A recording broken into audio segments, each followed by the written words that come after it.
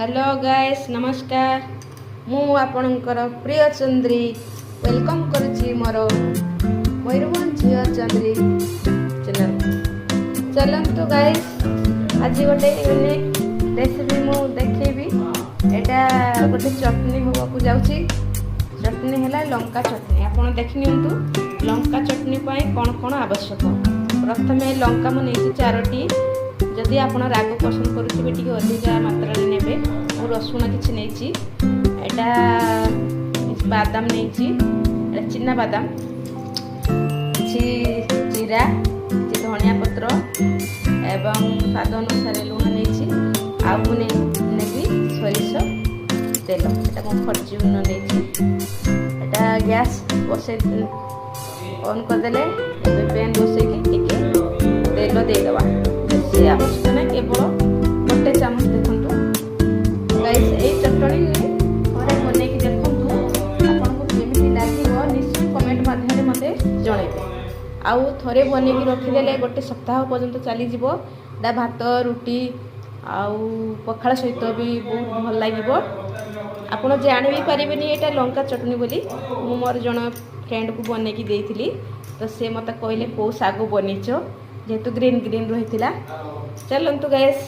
आम ए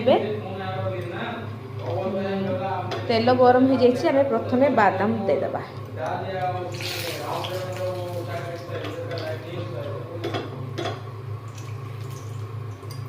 बादाम को गोल्डन फ्राई हवा पर्यंत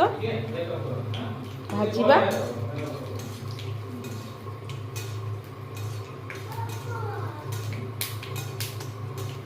गाइस आपण को मोर गोटे रिक्वेस्ट रहिबो आपण मो वीडियो को टिके लाइक करंतु गोटे सब्सक्राइब करंतु आउ मो चैनल को टिके कमेंट करंतु जहाँ कि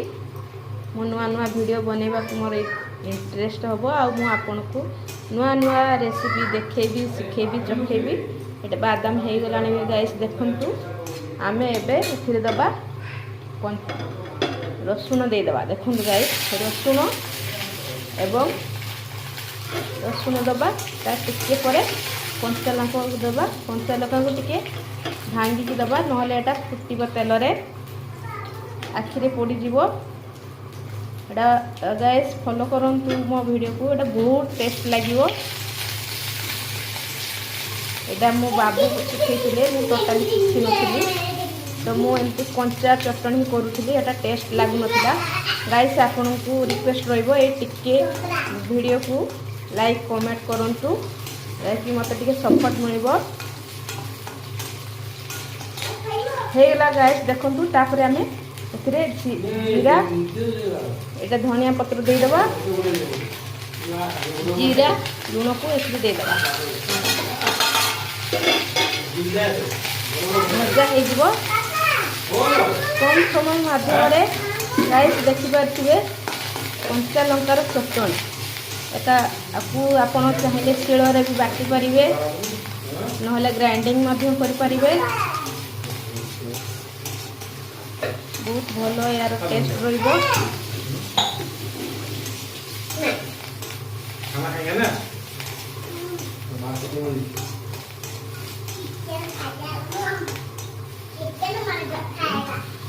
हेलो गाइस देखंतु एबेटा रेडी हो गलानी एबे मु गैस को ऑफ कर दूची ए टिके ठंडा हला परे आपको आमे मिक्सर रे पेसी दे दबा पेसी दबा आउ तापरे आपन को मु देखेबी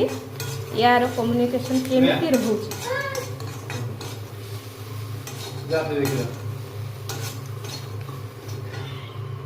गाइस आपन को मु ग्राइंडिंग करसला परे देखेबी तो एथिपाई बे कमेंट करिवे निश्चय आउ वीडियोटा को मु एठी समाप्त करबा को जाउची रहिली नमस्कार जय जगन्नाथ।